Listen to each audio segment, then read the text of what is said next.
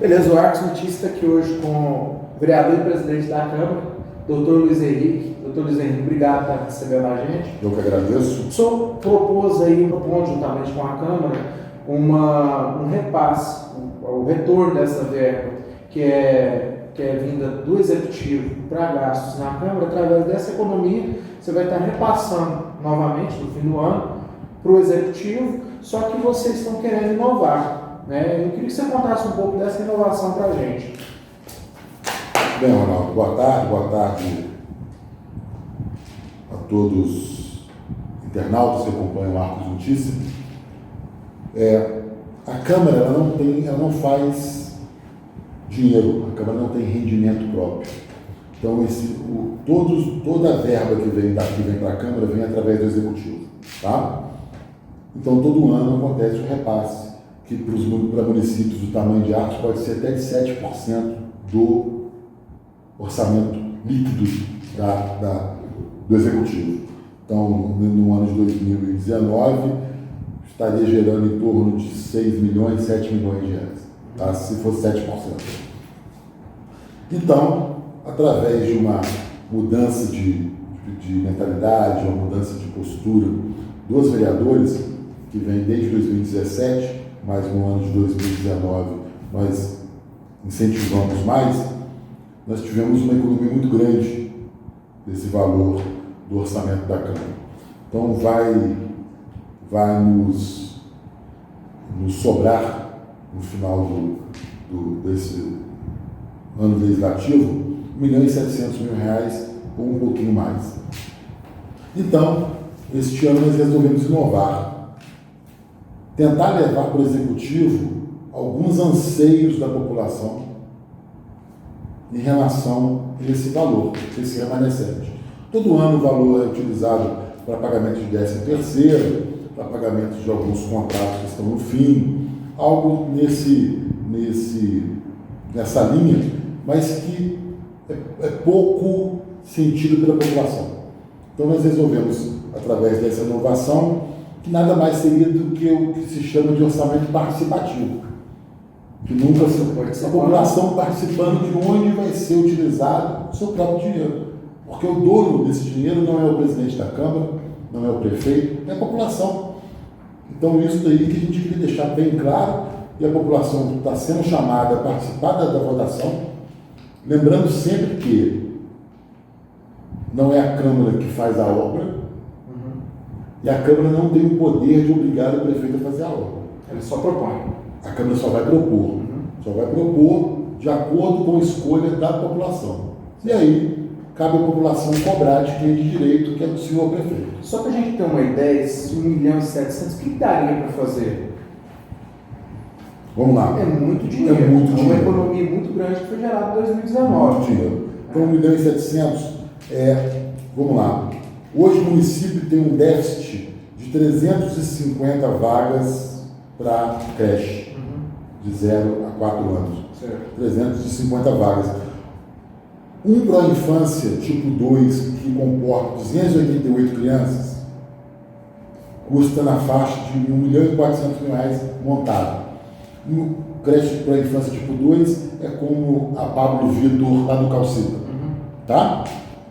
Que comporta 288 crianças em horário integral.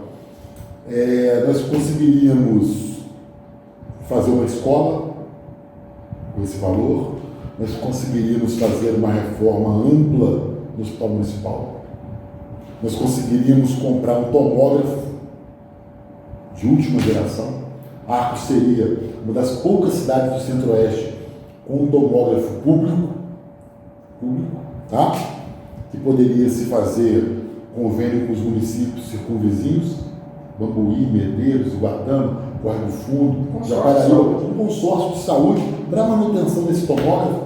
Todo mundo estaria muito bem coberto, entendeu? Conseguiríamos fazer, para se ter uma ideia, a revitalização da sanitária trecho 1 vai custar R$880.000. Então, com 1.700.000 você faria as duas. Uma obra muito bem feita. A reforma do poliesportivo custou R$450.000. A ideia de propor para o executivo uma utilização para esse dinheiro seria uma forma de transformar essa economia numa coisa palpável, visível, numa obra, vamos dizer assim, que igual você falou, geralmente ele é usado para finalizar a caixa no ano, pagar um 13º. A ideia principal seria essa, transformar essa economia numa coisa palpável para a população? Sim, porque a população, eu trazendo números, talvez uma boa parcela da população não vai entender por que foi feito isso se a gente não viu nenhum benefício. Certo. Então, eu, juntamente com os outros 12 vereadores, tivemos responsabilidade com o dinheiro público. Reduzimos os gastos da Câmara e agora a população tem que ser beneficiada com isso. Tem que sentir essa Tem que sentir que os vereadores que eles votaram, que colocaram aqui nessa Casa Legislativa, estão fazendo algo em prol da população.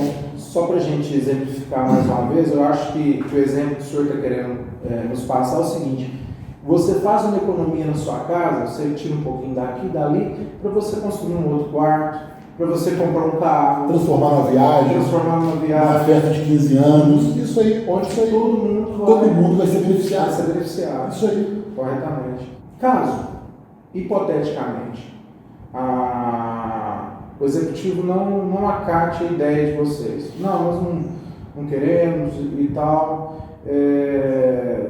Não sei, talvez por birra, picuinha, ou porque já tem outras ideias de onde gastar esse dinheiro. O que a Câmara pode fazer com relação a isso? Infelizmente, nada. Nada. Quem pode fazer é a população, que, como eu já disse anteriormente, é dona do dinheiro. E cobrar de quem de direito. Cobrar do senhor prefeito. Dizendo o seguinte: o senhor prefeito, os vereadores fizeram economia, eles demonstraram como que eles fizeram economia, deram a ideia de onde o senhor pode investir esse dinheiro, por que você não vai investir? E aí ele tem que dar a satisfação. Vereador Dr. Luiz Henrique, já no início, desde o início do mandato, atribuíram ao senhor uma alcunha de cão de caça. O senhor é cão de caça?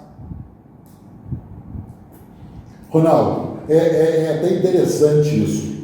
Eu queria que você explicasse, queria que você explicasse, porque às vezes saem esses assuntos e na Câmara, às vezes o senhor explica, mas eu queria que o senhor explicasse isso melhor para a gente. Por que disso? Então eu vou fazer uma analogia. A Câmara, em relação ao Executivo, ela tem a mesma função do Ministério Público em relação a outros setores. Fiscalizar. Se o promotor recebe a alcunha de cão de caça, quer dizer que ele está fazendo um bom serviço. Ok? Ele está farejando, ele está achando. Mas é uma situação que vai desmistificar. Eu vou até prolongar isso. Muitos se dizem que eu comecei a mudar a minha atuação aqui na Câmara depois que eu fui dispensado do Hospital Municipal. Isso é uma mentira, assim, sem tamanho.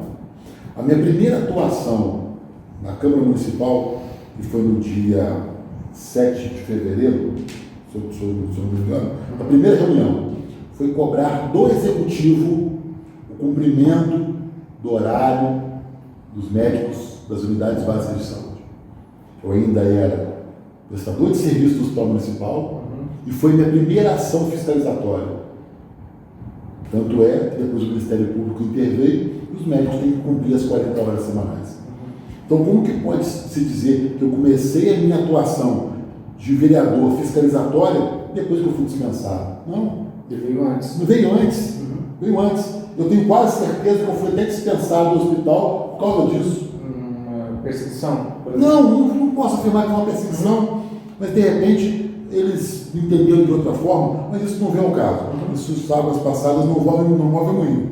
Mas, então, voltando ao assunto. Então, se o Ministério Público está fazendo um bom trabalho e o promotor recebe a alcunha de cão de caça, isso para ele é um elogio. Para o vereador também. Então, você toma isso como um elogio. Como um elogio. Você está cumprindo seu dever de eu posso mostrar em outra ocasião que através da minha fiscalização, do meu comprometimento como vereador, o quanto que eu já trouxe de economia aos cofres do município.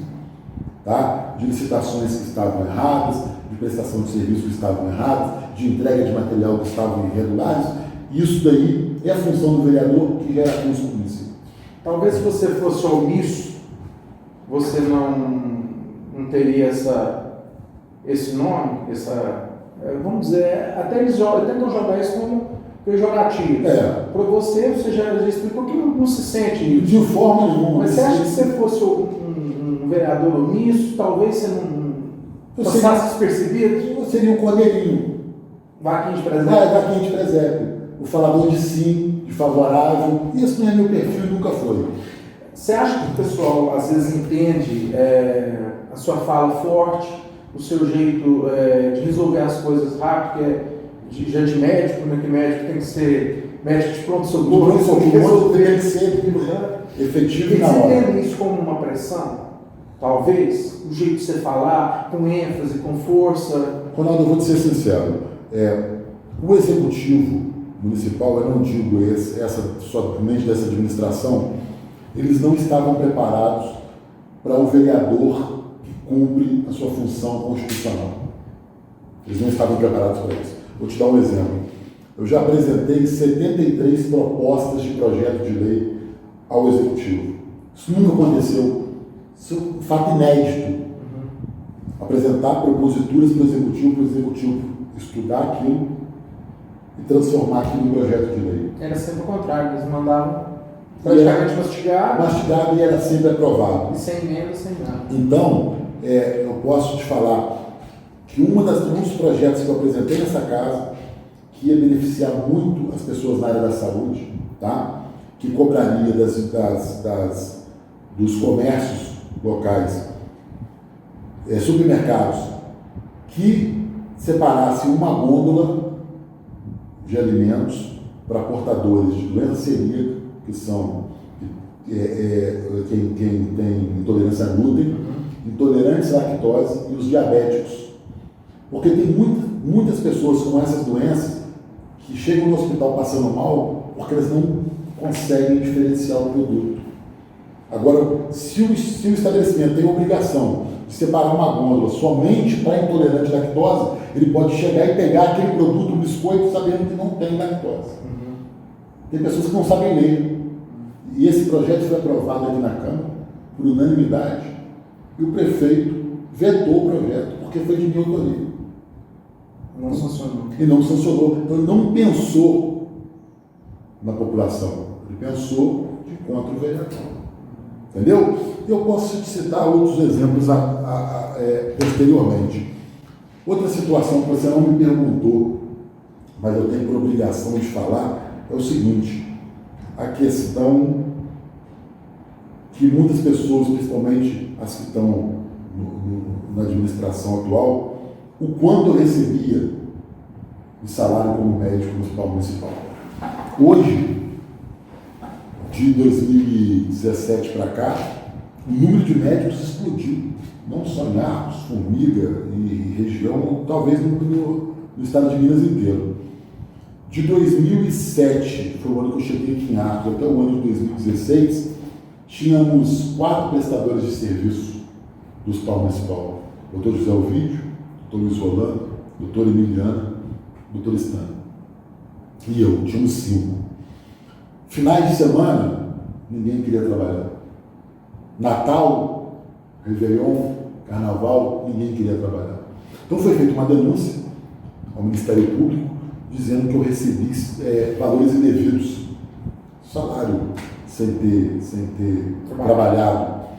E apresentei a minha defesa ao Ministério Público e ficou claro que em momento algum recebi 1 centavo que eu não tenha trabalhado. 1 centavo. Tá? Fui questionado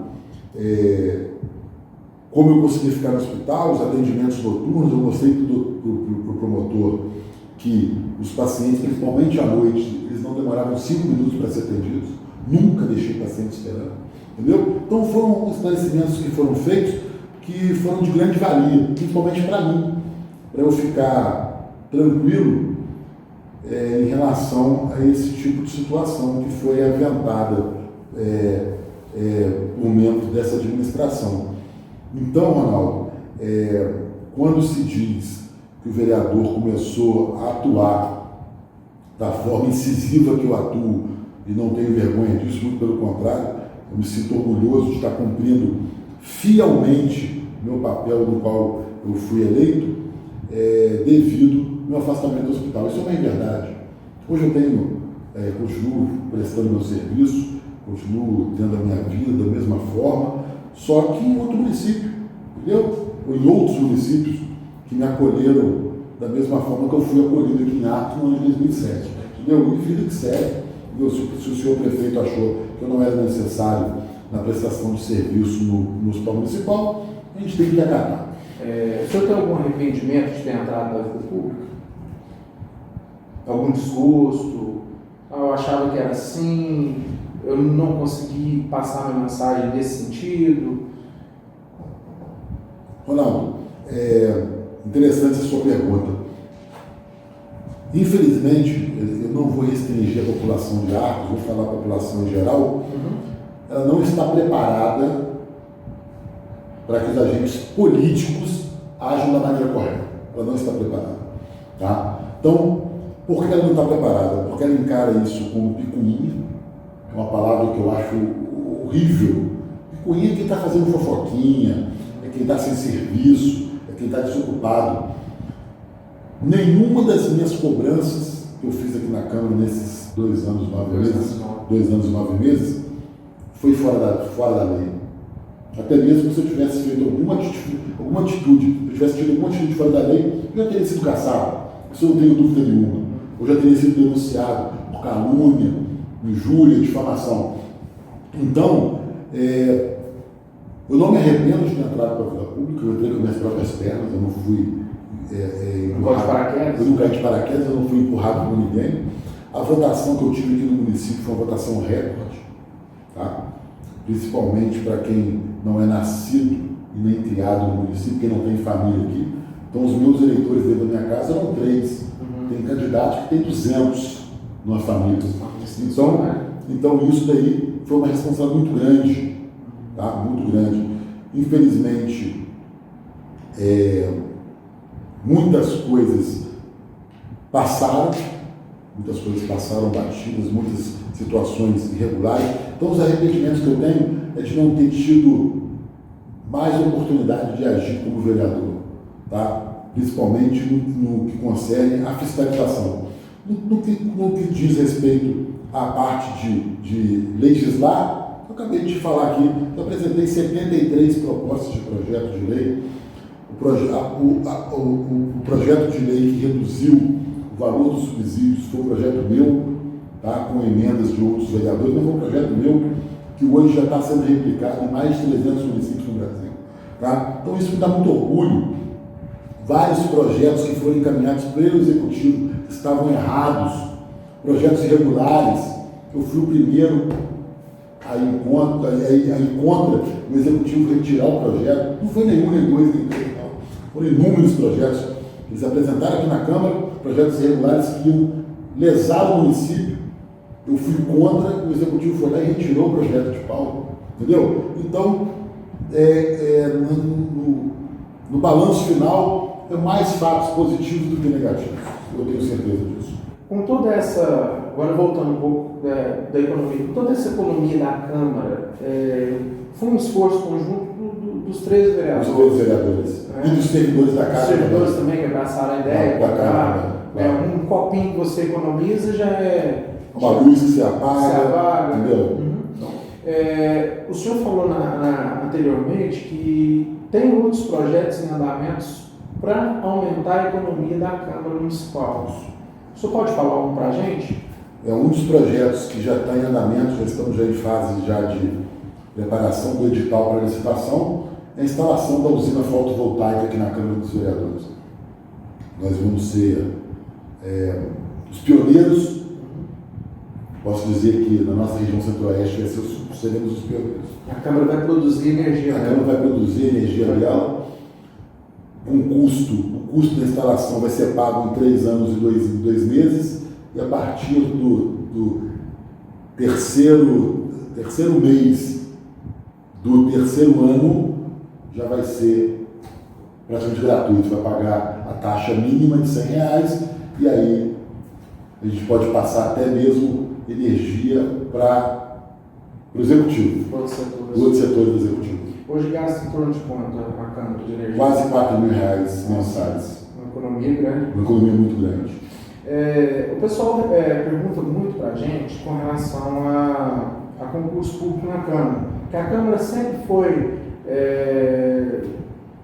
um cabide de emprego. Literalmente. Vocês reduziram, né? Nós cortamos 7 cargos comissionados. Certo. Foi uma orientação do Ministério Público. Certo. Tá? Nós acatamos prontamente, a gente poderia ter questionado, mas quando eu assumi nessa gestão de 2019, eu achei a orientação muito plausível. Tá?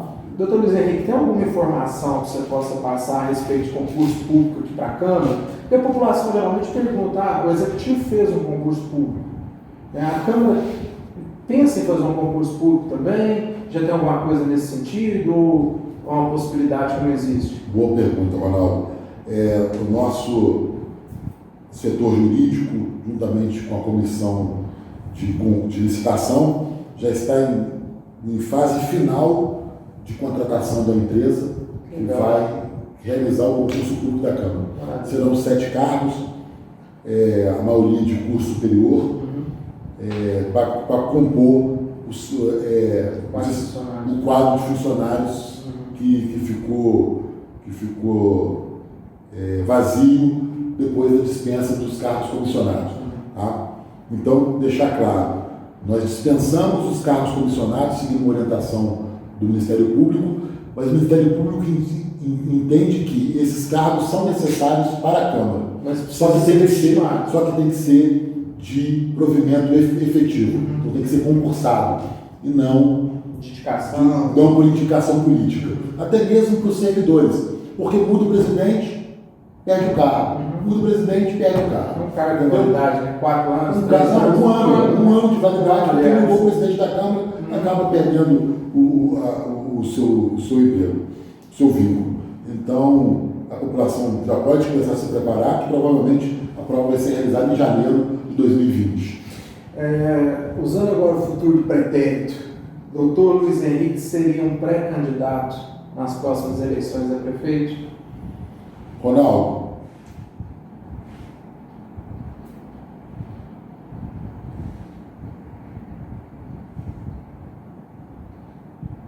não sei, sinceramente, neste momento, não sei se eu seria, hoje eu não sei se eu seria um pré-candidato. Vou te explicar por quê. Como eu já disse anteriormente, uma grande parcela da população, não digo a população de Arcos, a grande parcela da população brasileira não está preparada para seriedade no serviço público. Não está pronta para as mudanças, para atitudes mais enérgicas, porque é o seguinte, tem um ditado milenar que para muitos sorrirem, alguém tem que chorar. Não tem como todo mundo sorrir, isso não existe. Alguém tem que chorar. Diante dessa informação que o senhor nos deu agora, que hoje o senhor não seria candidato, algumas pessoas podem entender que, porque até um tempo atrás o senhor seria pré-candidato tranquilamente. Algumas pessoas poderiam entender que seria por causa da redução que você mesmo propôs, redução salarial. Tem alguma coisa a ver ou é mesmo uma desilusão com certa parte? Não, nenhuma. A partir do momento que, quando eu fiz a proposta do projeto de redução dos subsídios dos agentes políticos, dos políticos do município, né, neste momento eu era um pré-candidato, um pretenso pré-candidato. São as situações, você está falando, a gente está falando do dia de hoje. Então hoje no momento que eu me encontro, no momento que eu vejo a situação política do município, eu não teria interesse em participar. Eu fiquei muito, a palavra seria desiludido. O que te desiludiu? Principalmente a postura do eleitor. Então, neste momento, um pretenso pré-candidato ou um pré-candidato ou um candidato no momento oportuno, ele tem que ir para a rua para levar a sua proposta, o seu projeto e buscar votos. E as pessoas que estão lá do contrário da situação, quer dizer, ou seja, a oposição, por muitas das vezes tem a mesma postura das pessoas que estão na situação. Estão muito interessados nos próprios problemas e não nos problemas da comunidade. Tá? E um agente político que vai administrar um município, ele não pode pensar em casos específicos. Em uma outra pessoa. Ele tem que pensar no coletivo. Entendeu? E as pessoas não estão preparadas para isso. As pessoas não estão preparadas para pensar na coletividade. Estão preparadas para pensar no seu próprio problema, na resolução do seu próprio problema e que o outro que fique relegado ao segundo plano. Então isso me incomoda. Então eu não posso violentar os meus princípios em detrimento de um cargo, de um título. Não, eu não posso. Isso daí vai ser muito maléfico para a minha pessoa, entendeu? Mas mais para frente, se eu perceber que as ideias estão mudando, que as pessoas estão conseguindo enxergar de qual seria a nossa proposta, aí a gente pode pensar nisso mais para frente, que nem é o momento. Beleza. Obrigado pela Eu que te agradeço. conversa, boa sorte, parabéns pela gestão. Obrigado, eu que agradeço. Um abraço a todos.